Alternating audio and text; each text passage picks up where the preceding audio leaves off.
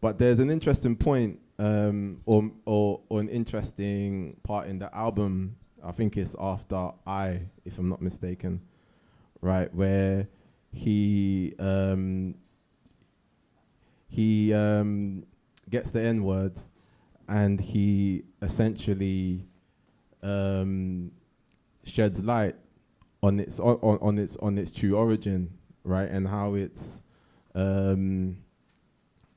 word which stretches all the way back into Africa and has more associations with royalty, more so than how it's been perceived in this day and age.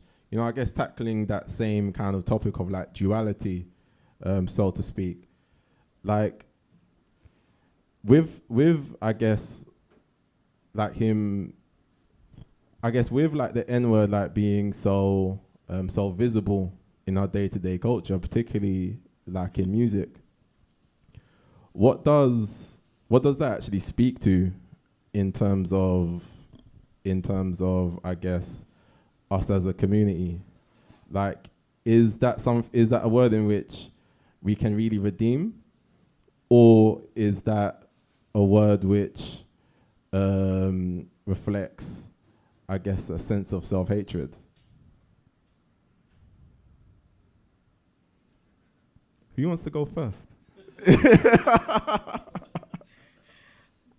But that sense of the cocoon, the thing that stops caterpillars from becoming butterflies is essentially a lack of resources. So the cocoon being made by the caterpillar itself, that sense of if you don't have access to leaves, if a predator eats you before you have like the chance to kind of blossom and grow. So there's almost that sense of, when we're talking about change being, I guess, what the caterpillar kind of undergoes within the cocoon, but also before you can get to a place of change, you need access to resources. So I think it works on that level. To actually go back to your point on, I guess, duality and the use of the N-word, I would look at like To Pimp a Butterfly just as the album title. So when I think I first encountered that, I obviously thought of To Kill a Mockingbird by Harper Lee and what are the themes that are sort of touched on in that book. And essentially it's sort of just talking about almost like duality, the nature of evil and good existing in one community, the nature of evil and good, and that sense of what morality looks like and human nature. And I feel like you get that those same themes and that same duality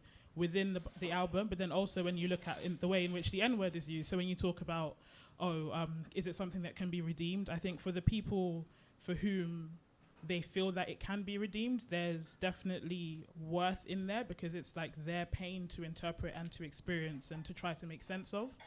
In terms of other people that also use it, I think it's very much a word that encapsulates that sense of good and evil in one word, and your relation to that word is dependent on who you are and then also who's using it. And then also we could talk about power, but I also feel like if you're not at the center of the pain, it's not quite your place to dictate How someone interprets. Exactly. Got you. Thank you for that.